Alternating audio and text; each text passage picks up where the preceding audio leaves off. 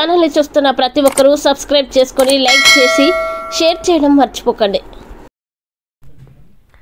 మెదక్ జిల్లా నిజాంపేట మండల పరిధిలోని కల్వకుంట గ్రామానికి చెందిన పందిరి రుక్మయ్య నివాసంలో అర్ధరాత్రి 2 గంటల సమయంలో విద్యుత్ షాక్ సర్క్యూట్తో ఇల్లు కాలిపోవడం జరిగింది। ఇంటి పక్కన ఉన్నవారు మంటలు రావడంతో దాన్ని గమనించి చుట్టుపక్కల వారికి లేచి అగ్నిమాపక వాహనానికి సమాచారం అందించడంతో ఘటనా స్థలానికి చేరుకొని మంటల్ని ఆర్పడం జరిగిందన్నారు।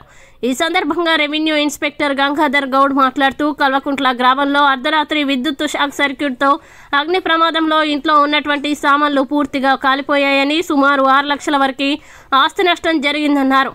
ఎలాంటి ప్రాణ నష్టం జరగలేదని ఇటు నివేదికని పై అధికారులకి పంపిస్తామని తెలిపారు।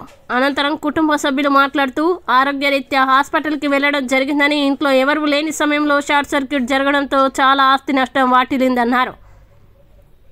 ప్రభుత్వ ఆర్థిక సాయం అందేలా చూడాలని బాధిత కుటుంబ సభ్యులు వేడుకున్నారు।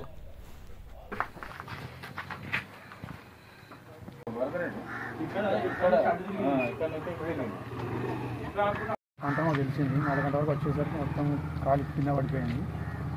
ఫర్నిచరు, టీవీ, వంట సామాను అంతా కాలిపోయింది। ఫ్రిడ్జ్, పైకప్పు మొత్తం కింద పడిపోయింది। ఇంచుమించు 10 లక్షల దాకా అనుకుంటున్నాం మేము నష్టపరిహారం। అది ఎంతవరకు అయిందో మాకు తెలియదు। ప్రభుత్వం నుంచి నష్టపరిహారం కల్పించగలని కోరుకుంటున్నాం। పందిరి రుక్మయ్య గారి నివాసంలో షార్ట్ సర్క్యూట్తో ఇల్లు నివాసం మొత్తం సుమారుగా 2 గంటల సమయంలో ఇల్లు కాలిపోవడం జరిగింది। ప్రమాదవశాత్తు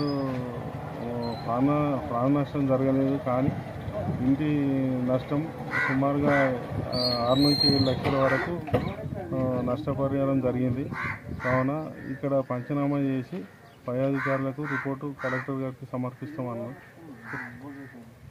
మన ఛానల్ ని చూస్తున్న ప్రతి ఒక్కరూ సబ్స్క్రైబ్ చేసుకొని లైక్ చేసి షేర్ చేయడం మర్చిపోకండి। ఎస్పీ మీడియా తెలుగు ఛానల్ని సబ్స్క్రైబ్ చేసుకోండి, అలాగే అందరికీ తెలిసేలా షేర్ చేయండి।